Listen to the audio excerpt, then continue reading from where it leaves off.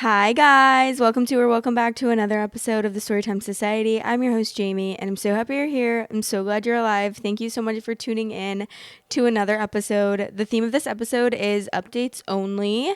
And if you haven't already and you're on YouTube, please press the subscribe button, the like button, and leave a comment down below. And if you know how, give me some hype points. That would be amazing.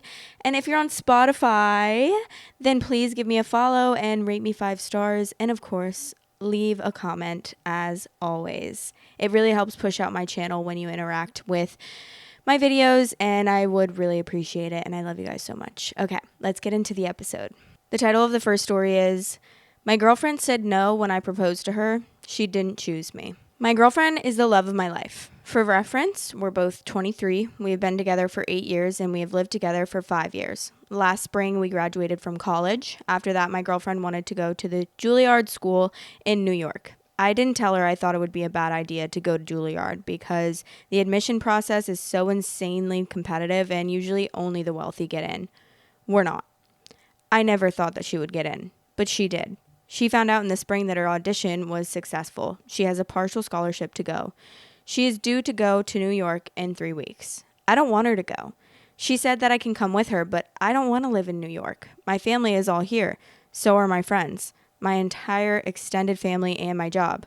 My entire life is here, and I don't want to live across the country. I don't think a long-distance relationship will work. I asked my girlfriend to stay here and to marry me. I bought a ring, and I took a month to plan the proposal. She said no when I proposed. We've been debating about her leaving ever since she found out that she got into Juilliard. She said I could come to New York with her and find a job there. I work in HR, and she said there's lots of work in my field in New York. I've only been at my company for a year. I can't just leave my job. She said we can get married after she graduates from Juilliard. But when I pressed her, she said she doesn't know if she would want to move back here after she graduates. Her parents are her only family, and they moved to another state 5 years ago.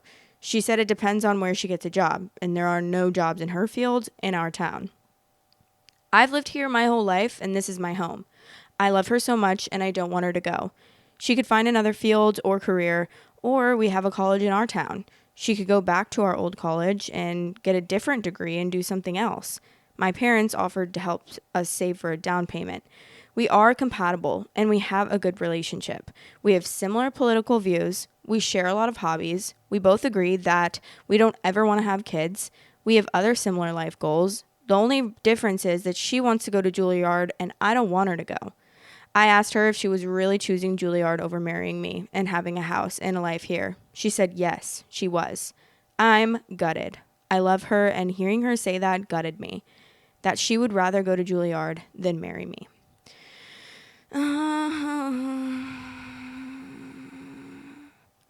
Let your girlfriend live out her dreams. Like, please. It never ends well when you're trying to force something. Like, okay, you're trying to convince yourself that you're compatible, and maybe you are compatible in all those ways, but you're clearly not compatible on something very large, and it's not worth it if you, like, and I'm not even saying, like, you should just move there with her. I mean, I do think that you could for a couple years, but I understand like not wanting to because she doesn't know if she wants to move back, and that's eventually where you want to end up. Because I always think that like even if you want to end up like in your hometown for good, I always feel like moving somewhere else for at least a little bit, a couple of years to experience something different, even if you're like you find out that you absolutely hate that, but maybe you would love it. I don't know. I just feel like it's maybe not for everyone, but I do feel like that is like a really good thing to do, especially in your early 20s while you can, so that when you get older, you don't think like, oh, what if I would have moved out of my hometown for like at least a couple years?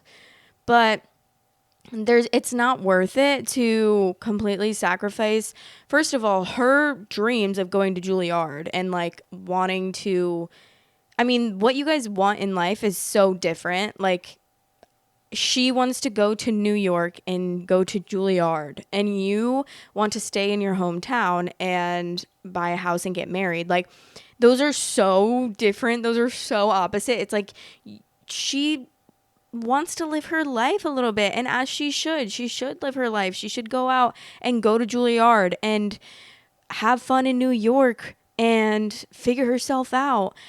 and not just settle down and just get married and just stay in your hometown. Like, if you want to do that, of course, like, that's totally fine, but she clearly doesn't. And there's really no point in trying to force that and trying to make her feel bad for it, thinking like that she's choosing Juilliard over you. Like, no, she's just choosing herself, which is what you should do. And you're choosing yourself as well, because you're not wanting to move with her to New York either. So you guys should just agree to disagree, honestly. Okay, update 16 months later. Today, it is 1 year and 4 months since she said no to my proposal, which effectively ended our relationship. I never felt that kind of pain before in my life. Before this, I never understood when people said that heartbreak was real and was a physical pain, but now I get it. I tried dipping my toe into dating because people keep saying there are other fish in the sea and that I'll find someone. But besides the fact that every woman I meet wants kids and I don't, all it does is remind me of the breakup. I found out she has a boyfriend. She doesn't have social media, but I saw a picture on Instagram from one of her old friends. The friend was on a work trip and said in the caption they met up for the first time in years. The friend posted pictures and there was a guy in some of them. They were holding hands and posing like a couple would. So she's moved on and forgotten all about me. She said no to my proposal even though we were in love. And now she moved away somewhere else and has a new boyfriend and has forgotten all about me. It hurts so much when I saw those pictures. We were together for 8 years and then suddenly she was gone. And there was a hole in my life. I never would have imagined I would go 1 year and 4 months without contact. She even said she loved me, but she said no when I proposed. I still have the ring I was going to give to her. She broke my heart like it was nothing. Finding out she has a boyfriend has just brought it all back. I know I should move on, but I don't know how to. Wow. Talk about drama. Drama.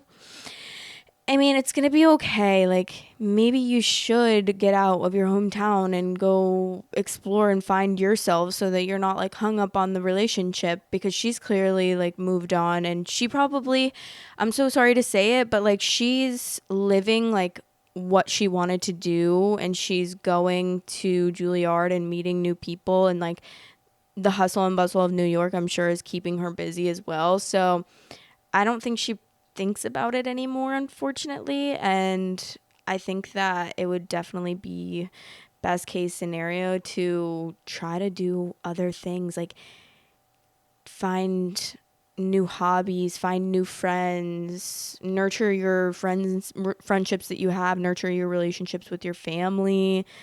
Focus on other things. If you don't want to date right now, that's fine. Just focus on other things. Focus on the relationship with yourself. Like, and that's a really important thing to do. So,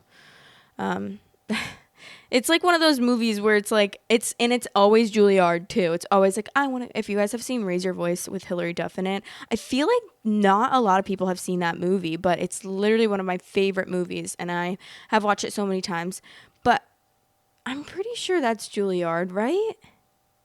I think it is. If I'm wrong, correct me. I don't know.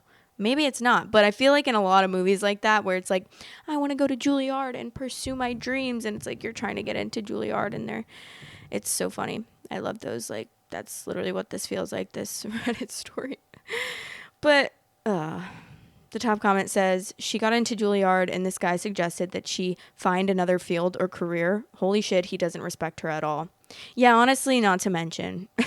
Mind you, yeah, he's like, well, why don't you just figure something else out to do so you can stay here with me and marry me and then never pursue your dreams and then probably hate me for it eventually, because pretty sure you would hate someone if they forced you to do something that you didn't want to do and force you to give up one of your biggest dreams and aspirations in life. But someone said his offer was for her to give up her dream, a dream that she was far closer to than most people aspiring to be musicians ever get to stay in the hometown and marry him. Great. Marry him and spend the rest of her life wondering what could have been if she went to Juilliard. Big ballerina farm vibes. He tolerated her dreams only because he thought that they were unachievable. When I saw the update was 16 months later, I thought for sure he'd have come to his senses and realized he'd blown it. But nope, I'm happy for his ex that she got away. Yeah, I'm happy too. It's like, don't blame her for going and living her life and finding someone new. Someone said how crazy talented and dedicated she must have been to get into Juilliard on a scholarship. Not a single word of pride or praise in his GF's colossal accomplishment that untold thousands try and fail to achieve. Just here's an emotional blackmail ring with zero compromises to live a mediocre life. I hope that there's an update in a few years' time about him bitching about seeing her at some awards ceremony and how he can't understand why she turned him down. And then someone said, yeah, like it's not a it's me or Juilliard situation. She could totally have had both if only OP didn't make it all about me. I'm the main character. Yeah, I agree. Especially because it's like if you really wanted it to work out, I hate to say that because it's like, but he's the one who really wants to work out. It seems like the girl is like, she wants to go to Juilliard and she's saying, you can come with me. And he's like, no, the only option is if you say no to Juilliard and pick me. So I feel like he could have given it a shot at least and like lived there for a few years, and you can always move back. You can always move back, but you can never like I don't fucking know what I'm trying to say. I do know what I'm trying to say.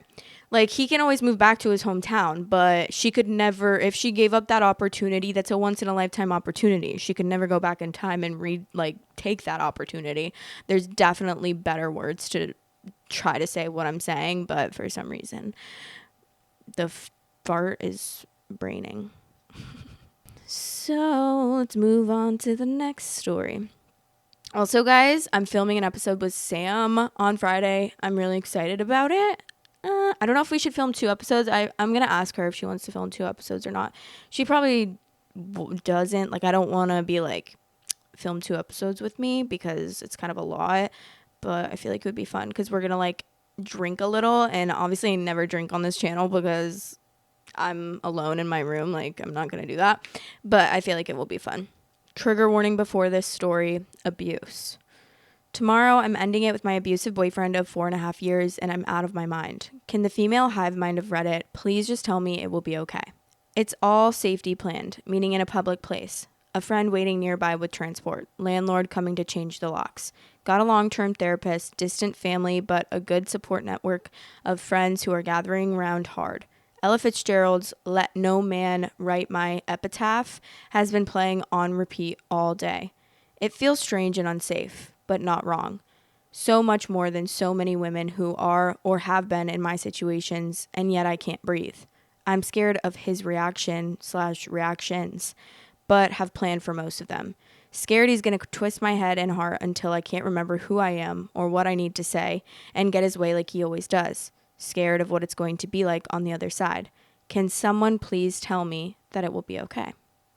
It will be okay. You've literally done so much planning. Like, honestly, so proud, because that's a lot of planning. That's a lot of emotional exhaustion. That's hard, and you've gotten so far, so there's no point in going back now. And honestly, like, I almost feel like it would be a better, would it not? I don't know.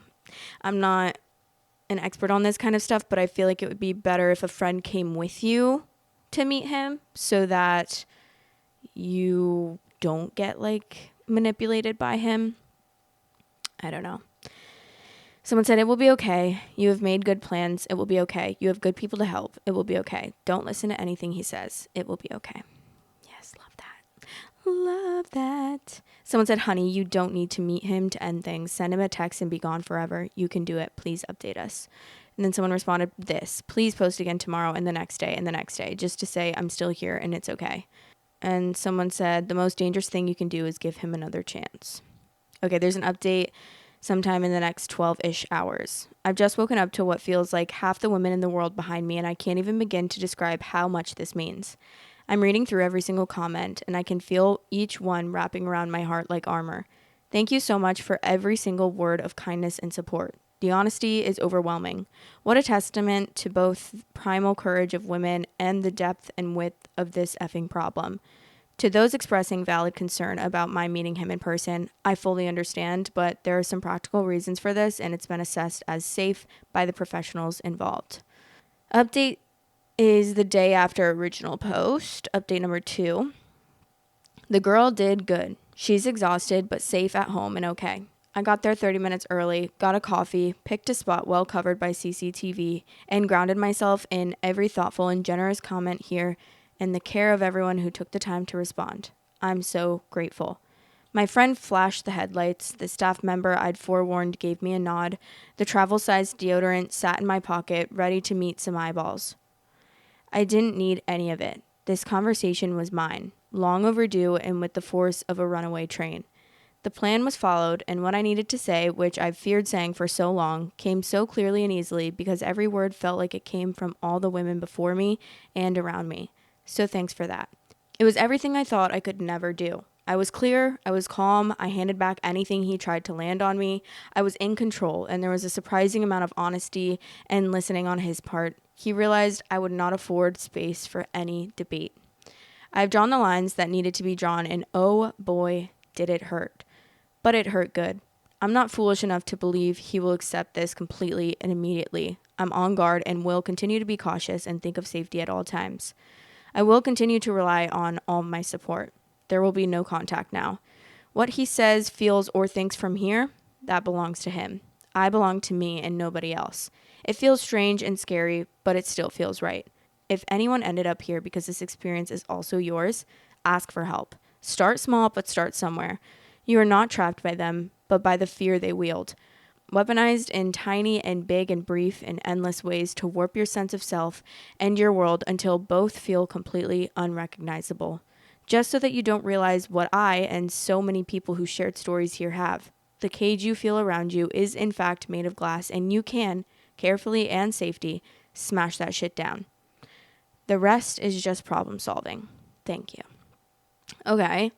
Not literally the most amazingly written post I've ever read. Like, all the metaphors and like, hello, so inspirational. Honestly, I almost started crying during that because that was like so inspirational and motivational. And I honestly hope that this helps someone because that was very touching. And I feel like anyone who's gone through the same thing in the past or maybe is going through the same thing right now could gather some strength from that, or even look up this story and see all of the comments and see all of the people supporting and giving advice and stuff. And it's just really an amazing thing when this is the part of the internet that makes me love having the internet and being online, is that when we use it for good and we all gather together and we all come around and just give people the courage to do things or share our experiences and make sure that people know that it's going to be okay and give advice and just form such a good community. And yeah, I love that. I'm so proud of her. Someone said, a reminder that just like the commenter said, if you don't feel safe, you do not need to meet your abuser to end things. Stay safe. Each of you deserves to feel safe and loved. They aren't mutually exclusive. They aren't, really. I'm glad that was like a little positive, not positive, because obviously she was going through a terrible thing, but at least it was something that was like happy at the end and she got out and everything is okay. Okay, the title of the next story is My 40 female, son's 17 male, girlfriend, 17 female, wants me to take her to get an abortion without her parents' knowledge. Trigger warnings, teenage pregnancy, child abandonment, and depression. I made this throwaway because I'm always browsing this subreddit anyway, so I figured I'd ask a big question while I was here. My son, I'll call him James, has a girlfriend who will be called Mary. They've known each other since they were children and have been inseparable ever since. They used to play on the playground together, and our families are very, very close. Mary's mom is a very nice lady. She's very religious. Their whole family is except for Mary, but she's never let that get in the way of our friendship. She understands I'm an atheist, and so is my son, and has never said anything bad about it. A few weeks ago, I fell asleep on the couch while James and Mary were in James's room. I want to make it clear that I've been teaching James sex ed, and sometimes Mary when she needed lady advice her mom felt uncomfortable giving, from a young age. I let them know that experimenting is okay. Just wait until you're older. This was about when they were 13. Now they're both 17, and I'm not entirely comfortable with them, quote, trying things out. But I know I was a teenager once. They're in high school and graduating soon. They're going to be having sex. Anyways, they had sex while I was asleep in the living room. They both knew they weren't allowed to have the door closed, and Mary had to leave by 11, but I fell asleep. James's father isn't in the picture, left when he was a small boy. So, even though they swear they used a condom, James was in a tizzy. He even offered to prove it to me by showing me the condom. I'll admit I did look into his trash, and it does look like one was used and discarded. Mary is now pregnant. She was never one to have kids. She always said how she never wanted them, much to her mother's disapproval. James isn't a child guy either. Maybe one day, but definitely not now. She says she can't tell her mother or father, and I completely understand why. They would make her carry the baby to term and raise it. Mary has colleges picked out. She's been saving for all her life. She does not want a child. And since she found out so early, she and James sat me down and asked me if I could drive them to an abortion clinic if they made an appointment. I asked Mary if her parents knew, and she said no.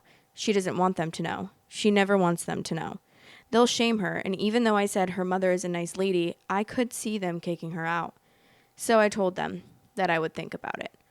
I'd be taking a child that isn't mine to get an abortion, but of course it affects my son's life too, and mine as well. James has been crying every night about it.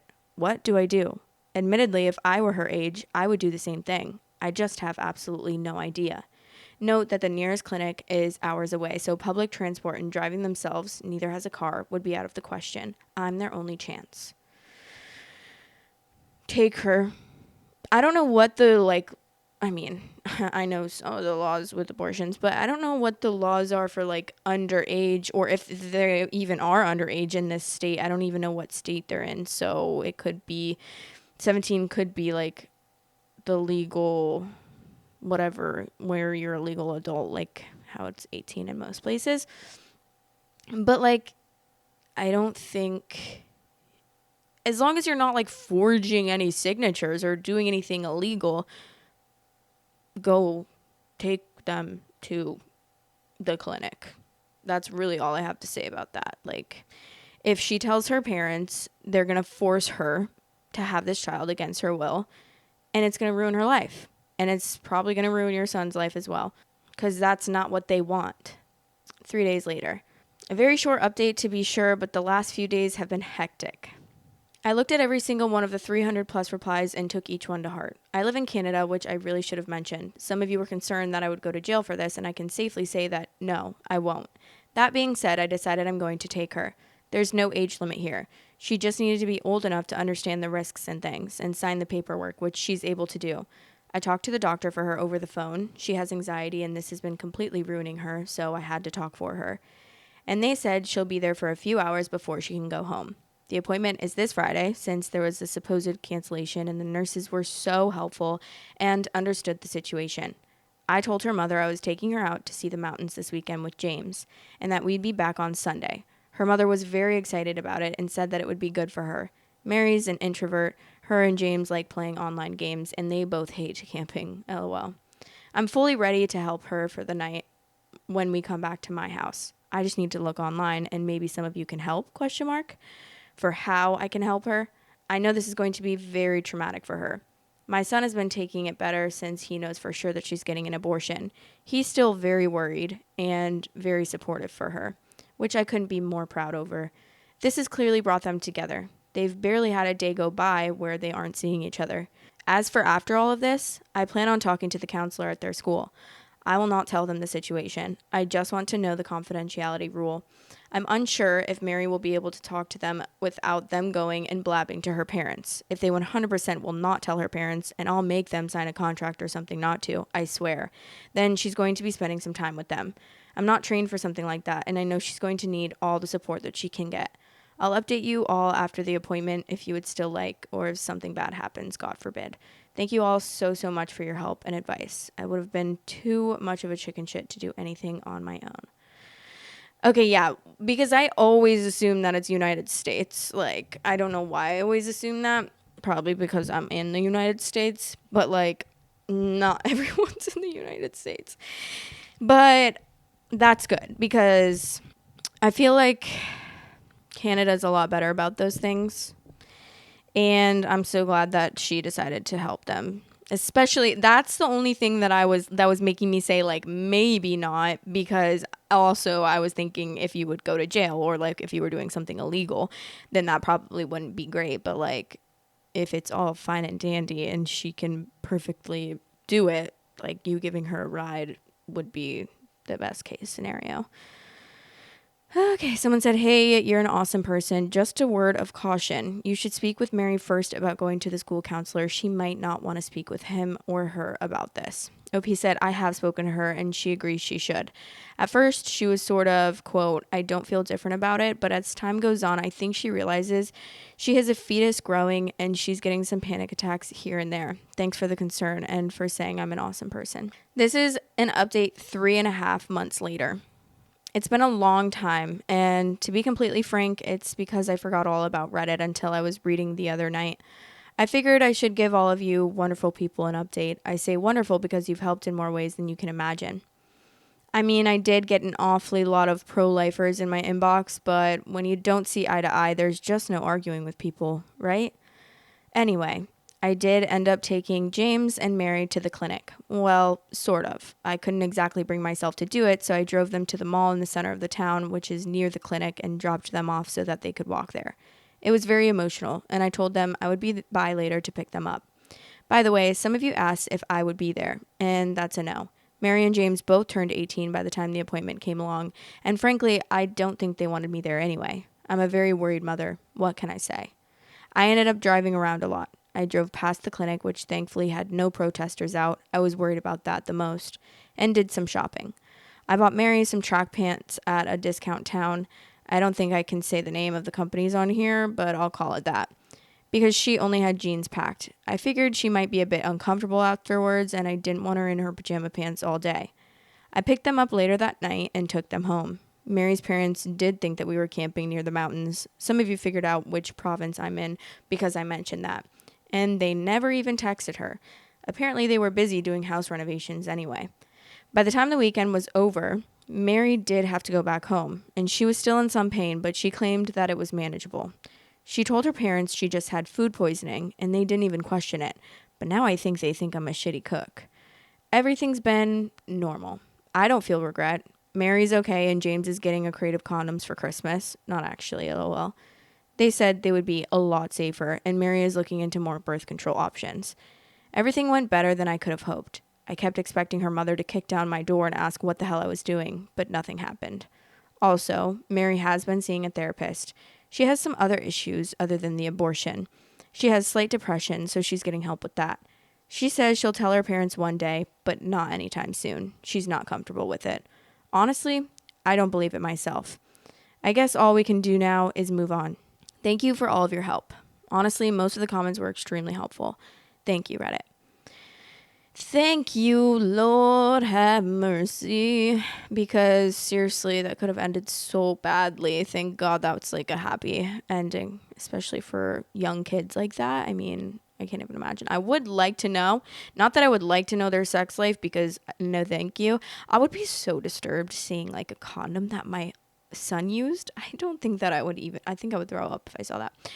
What am I, a child? Like, come on, don't be a baby. But like, it's just weird to also it's weird to think about how like your son having sex in the same house as you while you're sleeping. That's just too much for me.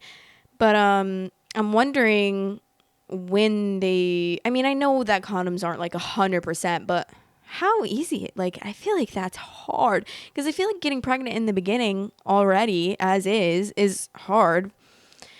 I mean, some people are just so fertile. Like, that's what's made no sense to me about like fertility and getting pregnant. Why some people literally can get pregnant by looking at a man, but some people take like so long, or they have to do like, IVF or something. I know that it's like obviously everyone's bodies are different, but I would love to know like the intricacies about that. What makes you more fertile? Is it just like genetic? They definitely weren't doing it with the condom on, I feel like. Okay, the top comment says, the girlfriend was 18 when she had the abortion. If OP is looking for an emotional out, all she did was drive them to the mall and they took matters into their own hands. In my personal opinion, this is what all parents should be, supportive of individual choice. Your mileage may vary. This occurs in Canada. Abortion has been legal and available on demand since the late 1980s. Sadly, provinces take longer to come on board. The other thing about being in Canada is that a teenager can waltz herself into any doctor's office and ask for birth control, and a lot of them will have pills for free or reduced costs, and her parents never have to find out because there are no insurance forms or anything to worry about or cost for the visit. I wish that was a part of common education. I wish that was a part of common global care, honestly. I just don't understand why stuff has to be so complicated in America. Like, what the hell? What? Like, it feels like Canada, I don't know. I'm sure Canada has its problems, but I feel like everything I hear about Canada makes me think, like, why would anyone think that the US is the best country? And I know that is, like, so broadly used, but like obviously I feel like it's very commonly known that a lot of Americans or even a lot of people just around the world think of the United States as like the best country ever, which I highly disagree with. I feel like everything I hear about Canada makes me think that Canada is like the best country ever. Because, like, why is everything so accessible? Like, they actually are normal human beings. They're like, oh, yeah, hey, let's do that. And there's not even a second question about it, it seems. I don't know. Obviously, you guys can tell me, you Canadians can tell me. I always feel like everyone that comments about Canada and like laws or accessibility and things like that, people are always very positive about it. So should I move to Canada? I just really don't want to raise my kids in a place that is like, well, number one, conservative, frankly. I really don't want to raise my kids in a conservative place. Obviously, my kid is going to choose to be whatever they choose. If that's a conservative, though, I'm like, you need to accept your child for whatever they become. But I'm like, I draw the line at conservative. I draw the line at MAGA Republican. Sorry. I just like don't want that to be the case. I really hope to God that's not the case. There's no way I could raise like that kind of kid, right? Please tell me, because I feel like I'm going to be very like, not like you have to believe this, but I'm going to be very like, let people live their lives. I just hope that I raise my kids the right way. I'm like nervous about that because I always think about like how I was raised, and the biggest thing in my life was definitely like Christianity being like not necessarily pushed down my throat, but I was obviously taken to church and taken to youth group and went to like Christian summer camps and things like that. So like, yeah, I was raised in the church.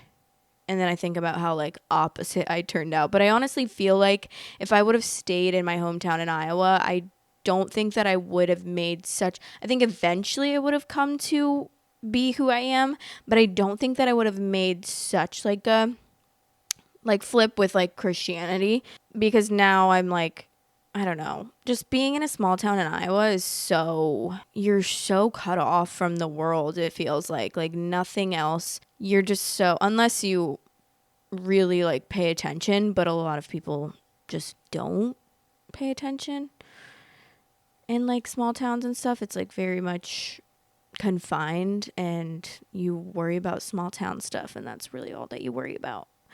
You worry about the small town folks, okay? We weren't that like small town, but yeah, I'm glad. I'm happy with who I am, and I'm happy with the way that I feel about things.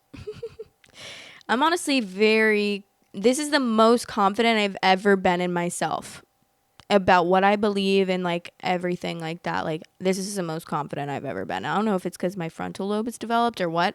I definitely think that has a big part, because like obviously when you're young and you don't know what you're doing, or when you're in your early 20s and you're going to college and trying to figure out what you want to do, it's just such a different vibe.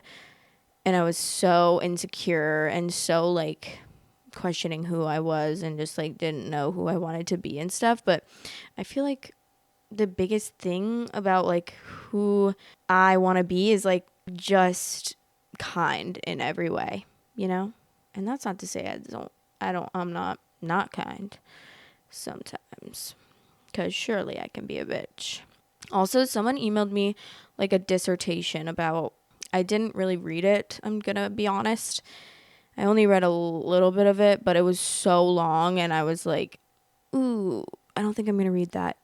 She was really upset about something I said about how the Mormon culture is toxic. I'm gonna be totally frank with you guys right now. I just think organized religion is toxic. It's not personal. That's just my opinion.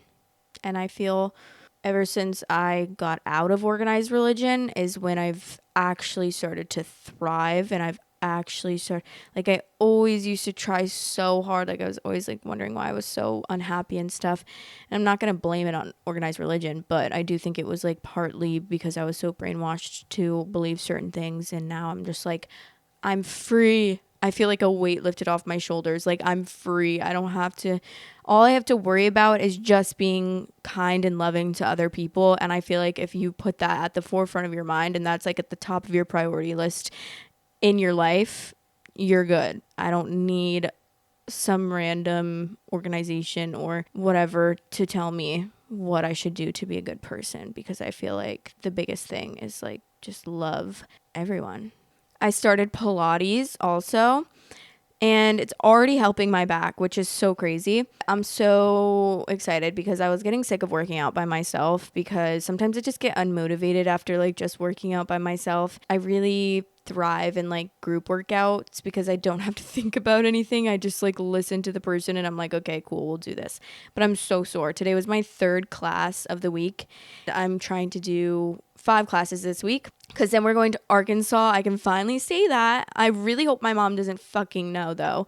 I'm going to be pissed if my mom knows. This will be out after, so I can talk about it, but we're surprising my mom on, I'm filming this on December 3rd, and it's a Wednesday, and we're surprising my mom on Saturday in Arkansas.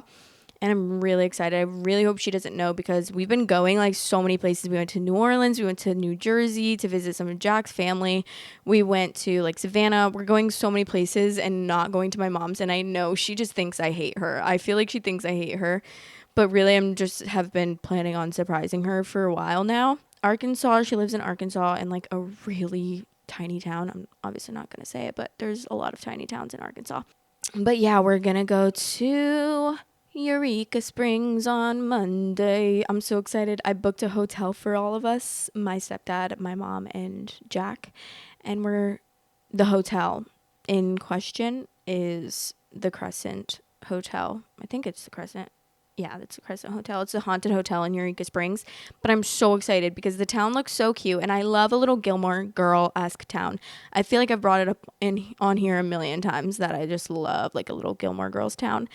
I really, really want to live in a Gilmore Girls town. I don't know if it's just like a fantasy I have in my head, but I feel like a walkable town, like a cute, historic, walkable town that is just super, like, has a lot of character and is just super cute is where I want to end up. Like, I want to buy a super cute house with a lot of character that is like kind of historical in a little walkable town that isn't like a ghost town. Like, I don't want it to be like a ghost town, super small town where like no one's there. I would like to like have people there. I like people and stuff. I don't want it to be like population is 500. Yeah, that's like my goal. I've been really, really researching so many places because obviously eventually we're going to buy a house, and I don't know when that will be, but I feel like it will be not that long from now. I feel like in the next couple years probably. Also, if you have any tips for like buying a house, please tell me, because I'm nervous about buying a house. I want to buy a house, but then I think about like all the things that come with buying a house, like all the extra costs. I feel like you think like, say you're buying a $500,000 house, you really need to think like you're buying like $1 million house, because all of the things that go wrong on a day-to-day basis with a house. Like, you can't just call the maintenance guy and be like, hey, come fix my dryer, or come fix my water heater or whatever. And all the things that you'll probably have to fix after moving in, and decorating and just a lot of things, I feel like, and like taxes and all of that stuff and all the extra payments that come with it. Like, that's the good thing about renting, is all you do is you pay your monthly payment to the management, and then the most amazing thing ever is you just put in a maintenance request and the maintenance guys come pretty much immediately and come fix whatever you need fixed. You don't have to worry about it, which I love about renting. But I really want to have my own place that I'll be living in and being able to do whatever I want with it. And then just like, because I want to live there forever. Like, I want to have a house that's super cozy that I can live in forever. So that's my life goals, if you guys were wondering. And I always like, I do, like I just said, I wanted to live in like a Gilmore Girls town and stuff, like a cute, walkable, historical town. But I also really, really want to have like horses and like farm animals. Not a big farm, but like small, little mini like farm. So I'm like, can I get both? I feel like probably not. I also have a lot to learn about farm animals, so that won't be for a long time, because I just started riding horses and just started learning about like what you feed them and how you take care of them, and I don't even know the half of it at this point. And I still am riding horses. I know some of you guys ask sometimes. I am riding at the same. I just don't have any drama because my barn is so good now and my instructor is so good. I also found out she's so much younger than me, but I really love her. She's so nice. We actually chat, like we actually share things with each other, personal things, and I've actually made like improvement. I did my first like mini jump, which was not good, but I really am not really even interested in doing jumps. Like, that's not really my goal. I really just want to ride. I love it. I love horseback riding. It's so fun. Like, it's so not even just fun, but it's very therapeutic. Like, after I leave for the day, I like want to stay there for so long, and I do, like, I try to bathe and groom and like let the horse graze for as long as possible and all of that, because I just like don't want to leave. And when I leave, I'm always like so happy. It makes me so much happier.